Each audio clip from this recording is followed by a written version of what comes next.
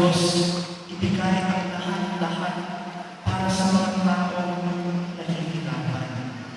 At ang Diyos pinili niya na kahit tayo ang makasalanan, tayo nagsinungaling, may paniniwala pa rin ang Diyos na kaya namin magbago, na kaya pa rin namin maging tapat sa Panginoon.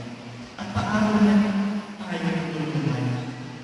Gusto niyang malaman muna sa mga tao na hindi pera ang solusyon.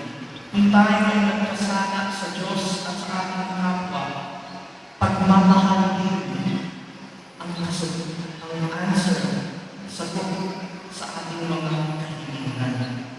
Ang Ama, ang pamilya, yan ang kaharian ng Diyos. At siya mismo ang magdadala sa atin ng tunay na kapayapaan, tunay na kaligayahan sa ating buhay. Handa i-alay ng Diyos ang lahat-lahat para sa pangangailangan ng kanyang mga anak. Kaya nga ba, nandiyan siya sa krus. Ngunit habang nandoon siya sa krus, nakita niya lumakan ang kanyang nanay sa kanyang harapan. Kasama ang isa sa kanyang mga disipulo na si San Juan. Nung nakita niya ang kanyang nanay, masakit sa kanyang kalooban. Bakit masakit? Dahil alam niya, iniwanan siya ng lahat ng tao. Iniwanan siya ng kanyang mga disipulo.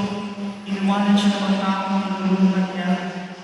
At nung nakita niya ang kanyang nanay na umiiyak, parang siya'y nahihirapan. Ang nanay ko, na siya lamang ang naging tapat sa akin. Sa simula kung ako'y isinilang hanggang sa huling mga araw ng aking buhay, ang nanay ko lamang ang naging tapat sa akin. Wala siyang bahid ng kasalanan. Ang buong buhay, buong puso, buong kaluluwa, inalay niya para mahalin ako, ang kanyang anak at ang kanyang Diyos. Nahihirapan ako dahil nasasaktan siya. Mas maigi pa na ako lamang ang masaktan, hindi ang aking magulang.